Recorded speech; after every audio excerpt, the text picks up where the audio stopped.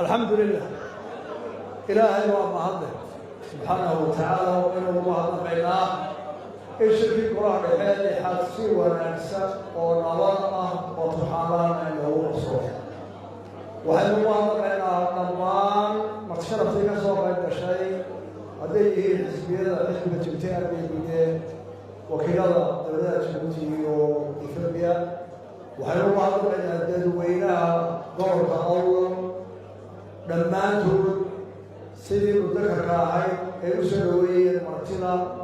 ay u soo dhaweeyeen xisbiga ay ku muujiyeen soomaalinimada iyo martigelintii wanaagsanada wada mahadnaqaynaa waxaynu u mahadnaqaynaa guddigii abaabulka ee gobolka awdal ee xisbiga kordhiye abaabulkii xulogganaa ay ku hirgeliyeen shakari inuu sharaftan u qabsoomo iyo hawshii ay ka galeen iyo culayskii ku dhacayna waa uga mahadnaqaynaa waxaynu uga mahadnaqaynaa mulkiilaha hoteelkan oo hoolkan ama halkaan ku sheegnay iyo warka ka dambeeyey lagu intayaba ku dhisay muddo gaaban isagoo soo dhaweynaya inuu qabsoomo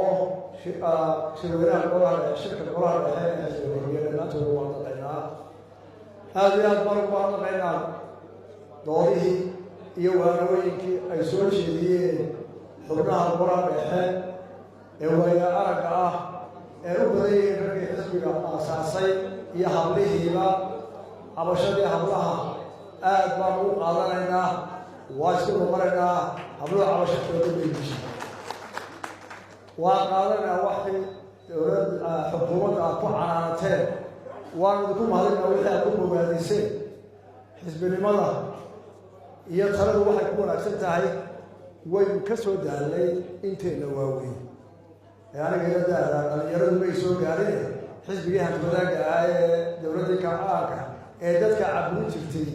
ee la oran jiro marka la hadlaba hala heeso taasina ma anfacdo waa in dood adag oo si ragga qaarkii halkan ka dhawaajiyee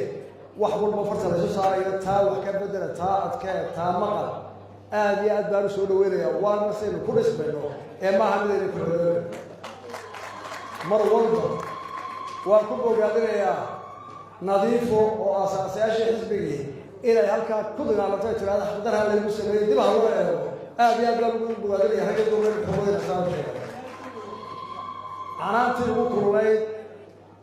ay noo soo jeediyeen odayaashu waxay ahayd xisbigii waxaynu nahay xukuumiga ahaa xukuumaddii baynu nahay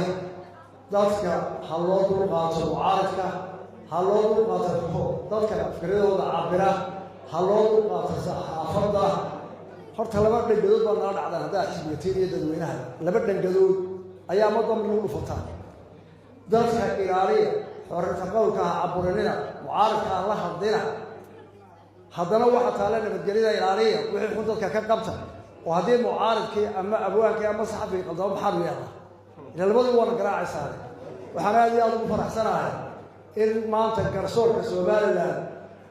ay sii daysay wiil yar dhalinyaro ah oo gabay tiriyey oo namaagay xukuumadda ammaanay oo boliiska ammaanay inay yidhaahdeen idinku baa barday inuu wax weyn u geysana waa xor waanu qaadanaynaa waa garsoorku waxau yidhi garsoorka waa aamina waxay noo bixiyeen haddii isaga laga xukumi lahaa wuxuu odhan lahaa waxaan qaadanayaa bil waxaan leenahay anu warka soonahay qofka ma xidhno haddii aanu aragno oo dadka xeerka ilayakaa inuu qaldamay waa la qabtaa waa eedaysan maxkamaddaa noo kala xadgorgeysa marka waxaynu u baahannahay qofka haddii dee uu qaldamana in mid la geeyo laakiin canaanta badanaa cidnayaa lala hadli hadhowna waxa taalla dalku waa foodee maxaad qaban weynay waxaanu ku dadanaynaa dulqaadka waxaanu qaadanaynaa sidaana farteen dadweynehana waxaanu ku waarinaynaa in la ilaaliyo shuruucda oo dadka shuruucda inoo ilaaliyo boliiska midee canaanta aan qabanin laga daayo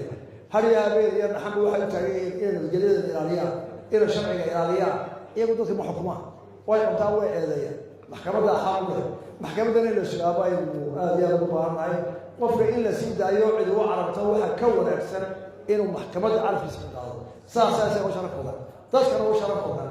aada iyo aad baan idinku mahadnaqaynaa dhammaan kasoo qaybgalayaashii halkan yimid aada iyo aad baan u mahadnaqaynaa wiilkaa dee anigu iminka abwaankiisu waaba inan yare wiilkaa la xidhay ee caroon ee caytanin ee weliba xilkeeni barwaan eegaya qoladii waxay wadana والقسمة هذه أقول كلهم قادرين وحي أول سنة حرب وطاعة لكن هذا الشرع في نفسه مدير بينه تام ترك حرب وطاعة شوية واحد عبرتها هذه يكون غير كذا وكرر منها إلى رأي عبرتها إلى حبوسها والله إذا ما حركة يا نظام كيقول إنه هذه أدوم مسجد والسلام عليكم ورحمة الله وبركاته.